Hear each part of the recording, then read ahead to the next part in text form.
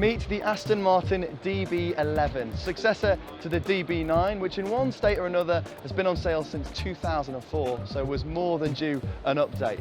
But what an update! As we saw from DB7 to DB9, the DB11 also skips a number, not only to take account for Mr. Bond's Aston Martin DB10, but just to show the level of development that's gone into this car. It's still rear-wheel drive, it's still a GT car, still a 2+2, still uses a modular chassis architecture from bonded aluminium. But what is different is underneath that clamshell bonnet is a new twin-turbocharged 5.2-litre V12 that is the most powerful production V12 in the DB's history, producing 600 brake horsepower. And when you combine it with an 8-speed automatic gearbox, this thing will accelerate from 0 to 62 miles an hour in under 4 seconds. Daimler now owns a 5% share in Aston Martin, so we're more than likely to see the model range expand beyond this V12 to include the twin-turbocharged 4-litre V8 that we see in the AMG GT. We've also had a look around the cabin and we can also spot that it's using Mercedes-Benz's infotainment system, which if you've owned previous Aston Martins can only be a brilliant thing. Prices are expected to start in the region of £155,000 with the first deliveries taking place in around December, but this isn't the only British GT car vying for your money.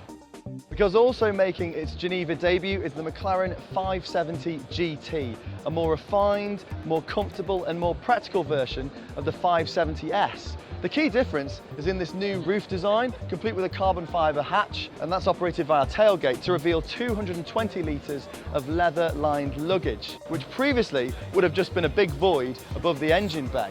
It's all been insulated so that your shopping doesn't cook, because beneath there still beats a twin-turbocharged 3.8-litre V8 that develops 562 brake horsepower, and it drives the rear wheels via a 7-speed dual-clutch gearbox.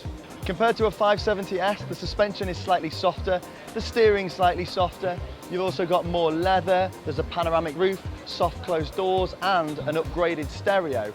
But it all does add a bit of weight, 37 kilograms more than a 570S. Though to be fair, it still weighs only 1,350 kilograms. It can still accelerate from 0 to 62 in 3.4 seconds and go on to 204 miles an hour, so you'd hardly call it a fatty.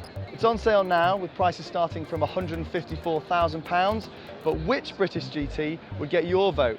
The Aston Martin or the new McLaren? Please let us know in the comments box below.